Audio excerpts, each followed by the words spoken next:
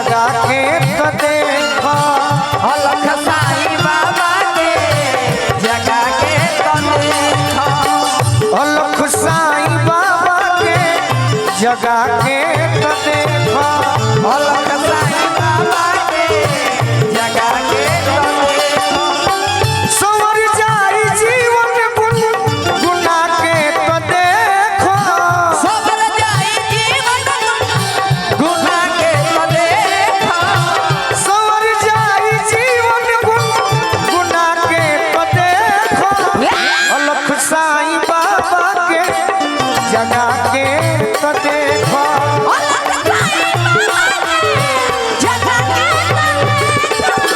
अलख साईं बाबा के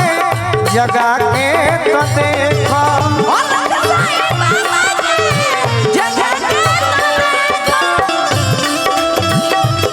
क्या बात है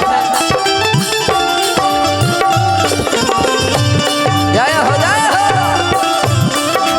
ए छोटा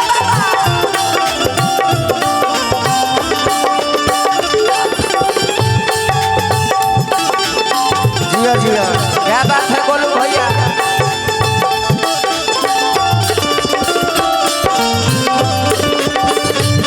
जय हो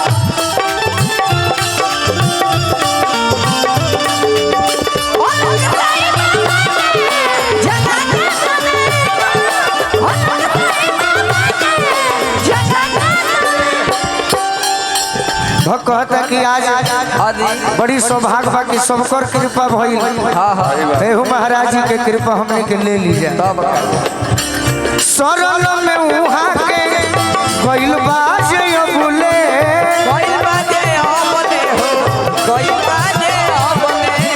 सरल में उहा के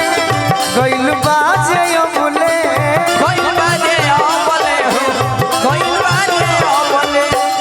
उहे सुखी बाया जीवन में सबुले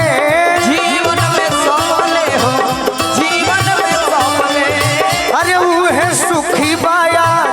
जीवन में सबुले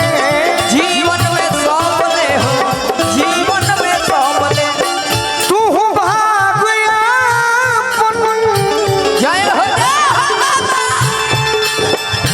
तू भागया पुनिया जमा के तो देखो अरे अलख साईं बाबा के जगा के तो देखो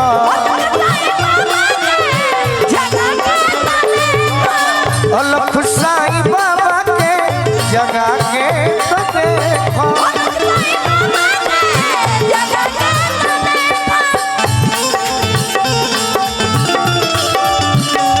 क्या बात है तो हर जोड़ा बाबा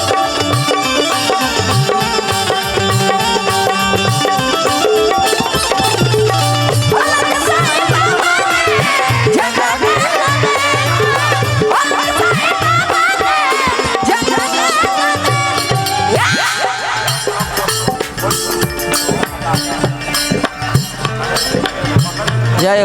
हो साईं बाबा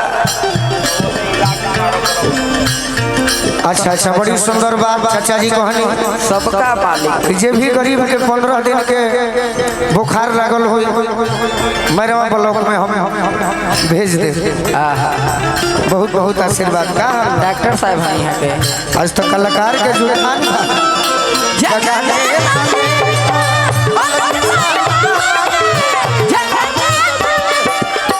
दुनिया दीवाना बा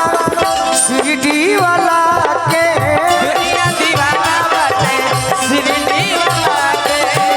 करे न मन सब ज्योति जला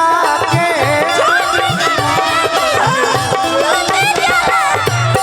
दुनिया दीवाना बा शिरडी वाला के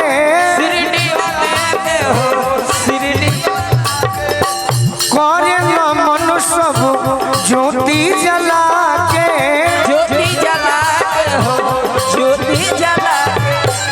तू हुआ अपन अर्जी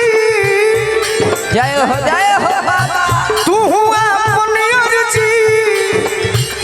लगा देखो देखो तू हुआ अपनी अर्जी लगा के तो देखो अलख साईं बाबा के अलख साईं बाबा के जगा के तो देखो अलख साईं बाबा के जगा के तो देखो अलख साईं बाबा के जगा के तो देखो अलख साईं बाबा के जगा के तो देखो। अगर भजन अच्छा लागल तो एगो ताली बजा के